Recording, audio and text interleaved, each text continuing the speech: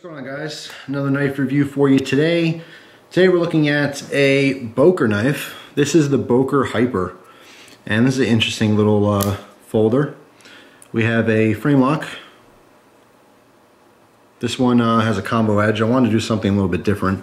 You guys know most of the time I end up getting straight blades, just easier to sharpen, easier to maintain. But I figured, what the heck? I believe I got this one in trade, so they told me it was a combo edge. I'm like, all right, fine. I'll try it out. And in fact, later in this video, I want to talk about that serration. And basically, when I'm cutting cardboard, which a lot of my testing is through paper and cardboard, I will cut plastic occasionally, some plastic straps. I will cut phone book paper. Sometimes I'll use the paracord to do cuts like that as well. And seatbelt material, which I got a bunch of from a junkyard years ago, specifically for knife testing. But specifically with cardboard, I want to show you a technique when you're cutting cardboard with serrations. This pattern of serrations is not my favorite. This is a very common pattern of serrations where you have a wider scallop, then 2 or 3 very tight small scallops with lots of points, and then a wider scallop, and you have that kind of pattern. A lot of companies do this. I don't like this. It snags a lot. I like much wider serrations. If you have to do a serration on a combo edge or even a fully serrated blade, I much prefer wider, deeper serrations as opposed to very short ones. This looks aggressive. It looks really cool. This does aid in performance when you're doing a sawing motion, which I'll show you. But when you're just slicing through things, you can really only slice through the wider scallops. You can't slice through here. It just binds up too much. And even though these are nice and sharp, now I did have to sharpen this blade a couple times, and with use, I did actually get a little chip, which I'll show you with my my jeweler's loop. Remember that guy? I will show you that in the review as well. But first I want to talk about it just in general. So we have another Chad Los Banos design. Chad Los Banos does a lot of stuff for Boker. There's a lot of knives from him, which I love. I did a review on a very small little keychain knife. It was the Boker Plus. I love that knife. In fact, I still have it. Occasionally I will put it back on my keys. I'll swap from the Spyderco Bugs to the Boker Plus. It's a very cool little tiny little frame lock.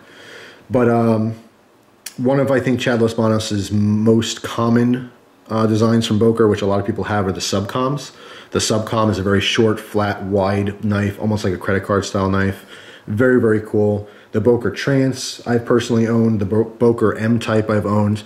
You can see Chad Los Banos designs are very distinctive to him. He does a lot of, first of all, a lot of flat, wider knives that have very thin profiles, so they carry very comfortably in the pocket. They all do. But his style tends to be, skinny and wide. You have the grip you need, but it's still a very slimline knife overall. And he does a lot of stuff with these long slots and ovals. You see that in almost all of his designs. Another thing he's kind of known for is tons and tons of jimping and texturing. And this one's no different. You're jimping on the back of the spine of the blade, which adds a lot of grip, really works, in addition to the handle. In fact, the handle is even better because of this G10 slab on the front. It adds a lot of texture right here. Okay, so all up and down the spine, if you're holding it in this this specific grip, it's very comfortable to hold. We have jimping on the front here. There's jimping on our lock bar. Okay, makes it very easy to get to that. And texturally, overall, it's a very grippy knife. Even though it's very slim, profile skinny, you're not going to mess up your grip on this. It's a very grippy knife. I think he does focus more on combative type designs as well.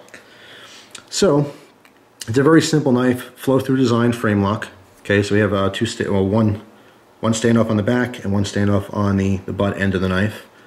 So you don't really have any issues with pocket lint or anything. When I was carrying this for a long time, all I did to clean this out was literally blow through it. You don't even need canned air. Just put it up to your face and blow all the dust out. You do that once or twice a day and you won't have any issues with any kind of grime or anything like that. The lockup on this is perfect. Nice detent, really nice detent on this. Close up nice and securely. Does not want to shake out at all. You can easily flick it open. The lockup is perfect on this. I did use this pretty rough. I wasn't a baby. I wasn't a baby. I wasn't babying it at all when I was doing my cutting tests. And I had no blade play vertically or horizontally, which is great. And it does center perfectly. So I'm very happy about that as well. Even though I'm not a stickler for poor centering on a knife. That's not a killer for me. I know some people, they just can't stand it. It's more of a pet peeve than anything else. But as long as it's not scraping, like I know when I shut a knife and I can feel it scraping the side, then I'm like, nah, I can't do that. But if it's off a tiny bit, I don't really care, as long as it's not rubbing on the blade. But anyway, dual thumb studs on this, so you can open it righty or lefty. It is a frame lock, so basically our side of our scale is our lock. In fact, it's nice and open, so you can see that lock up there, and you can see a little bearing. There's the lock up on it. Perfect for me. It's nice and smooth. It's comfortable to use. It does carry wonderfully in the pocket. You can see it's mounted for a tip down, but you do have the option to swap it to tip up. I actually kept it tip down. This has been carrying very nicely for me in this configuration, but if you really don't like it, you can swap the clip, which is nice. It is a lowrider clip. All right, so when it's in the pocket, it's gonna look, thumb stud's in the way, so I'm using the cardboard. It's gonna look like this. So it's a very low riding pocket clip. I tend to like some of the hourglass shaped pocket clips. The Spyderco ones are pretty good. I like this one better though. It's just really comfortable taking it out of the pocket. It feels very secure, but it doesn't have too much traction, which I like. And because this back scale is not textured at all, it's nice and smooth, that really aids in putting the knife in and out of the pocket. It's very, very comfortable to do so. As far as the blade, we have 440C. I don't know what the coating is on this. I read titanium on one site, and I went to another site and it said it was a Teflon coating. I can tell you it held up very nicely. You don't even really see any scratches. There was some rub marks, which I cleaned off. Well, I cleaned most of them off anyway from use, but there's no real scratching. So whatever coating they're using on this has held up very nicely. Let me get the jewels loop and show you that tiny little chip. Well, first, probably see it. You see it right there. But we're going to get nice and close and show you that a little bit better. This is something I didn't notice until later. I'm not sure exactly when or how this occurred. And there's our chip right there. See if I could turn this and get a better view of it. Now, as I have this, I'm not going to move this for a second. You can see some of the spots that have rolled as well on the edge. But anyway, still performing fairly well considering the damage that we have. Hold on a minute. Gotta get the right lighting, the right angle, and get this to focus properly. There we go. Right there, you can see that little, it's kind of a half chip. It's more of a roll because the steel pushed over to this left side of the blade. But I can feel it. I can feel it with my nail when I run past the edge, and particularly when I'm cutting through paper. Cutting through cardboard, I don't feel a difference, but when I'm cutting through paper slicing, it'll always snag on there and start to tear the paper. But 440C from Boker has been very good over the years. The performance on this knife has been very, very on par with most 440C. I've always been a fan. I know there's better steels out there. Price range of this knife is $35 to $40 for a $40 knife. 440C is something that to me is very acceptable. Sure, I'd like some better steel in there. Maybe I'd prefer this more in a 154 CM or maybe a S30V. It's a VG10 would be cool for this style, but for $40, I'm pretty happy with it as far as performance. Not the best out there, but it will hold and take a pretty decent edge. As far as the specs on size, the blade is 2.7 inches. Okay, this is a combo edge, but it does come in a plain edge, of course. We have a drop point with a swedge, nice long swedge, adds a little bit of a benefit as far as penetrating. It will aid a little bit in that. To cut some cardboard, instead of just cutting from the edge, I will stab through and rip across. And I did a lot of testing with this because I wanted to see what the combo edge was going to perform for me, or how it's going to perform for me.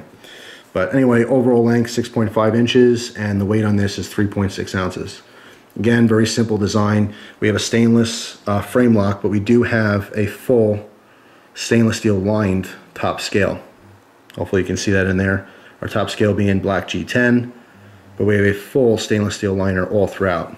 Okay, so this still gives us enough heft and gives us also added strength for torquing. If you were to happen to twist this or something, less likely chance of that front scale snapping or breaking into pivot. Like I said, very smooth. It's comfortable to use. It's thin, carries nicely in the pocket. It's a great knife. For $40, there's a lot of options out there. I don't think it's the best knife for what I want a knife for. My personal opinion, that there's other knives that maybe offer more as far as blade length, overall comfort, things of that nature. But if you like this design, I don't think you're going to be unhappy with this knife. As far as cutting cardboard with serrations, with the plain edge, it's not bad. This was used a lot, so it's not tip top as far as the the edge and sharpness. But when you're using your plain edge, you can do a slicing motion instead of a push cut, which is going to be a little bit harder, even though it can handle it. You're better off doing a slice. As far as using this, these serrations with the cardboard here, just a standard cardboard box. Sometimes I do use some thicker cardboard for my cut demos. Almost every single time, if you happen to catch one of these smaller scallops, it's going to bind up on you, okay? If you're on a wider scallop, you can glide through. It's going to be nice and sharp, and you're not going to have a problem. But if I just randomly keep doing this, you're going to see eventually it's going to bind up because it's in a smaller scallop.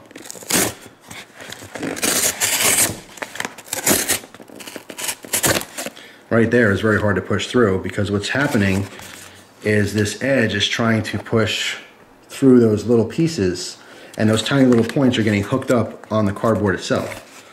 So although serrations can be very functional, right here, I can't push any further because it's starting to bend now. It's no longer slicing. See if I can get a shot of exactly where that is. It's on the edge of a wide scallop, but guaranteed, I can't see it, but these tiny little points are being basically poking into, I'll give you this shot right here. As I'm cutting, if you cut like this, it's going to be fine. It's going to start slicing all the way through, and it's going to grab both sides of this cardboard, pinch it together, and slice through. But when you get to one of those tiny points that goes on the side, it just binds up, and it's very hard to use. But as far as technique's concerned, if you are slicing and you come into a problem like that and it starts binding up, you could do a sawing motion. Even though this is not a saw, serrations are not a saw blade. Most people don't know much about knives. They'll think that's what it is. Oh yeah, we got a saw in here.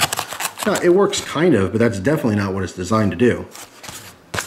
But if you do find yourself getting caught up like that, you certainly could use a sawing motion, if nothing else, just to skip that piece of material over to a wider scallop so you can slice the rest of the way. So just a little tip for serrations in general when you're cutting cardboard. One more cut on here. There we go. So anyway, even though this needs sharpening, it's still performing pretty decent, all things considered. And of course you get a little shrapnel there. But anyway, the Boker Hyper I think is a really good knife. I would rather, of course everyone would rather see things cheaper, but I think this is more on par with maybe like a $20 to $25 knife. I think it'd be a great one to buy for that. For 40 bucks or so, I think there's some better options out there. But if you like this particular design, I don't think it's a bad knife. I just think there are better options for the price tag. As far as construction, very simple. Torx, 2 body screws and a pivot screw. You can easily take this apart if you wanted to clean it further. You know, if you wanted to get in there really easily to you know, oil that pivot. By the way, since I got this knife, I haven't had to put any kind of oil in here. Teflon washers in this one. It's like I said, it's been smooth as far as the operation. Lockup's perfect, so there's no complaints there whatsoever.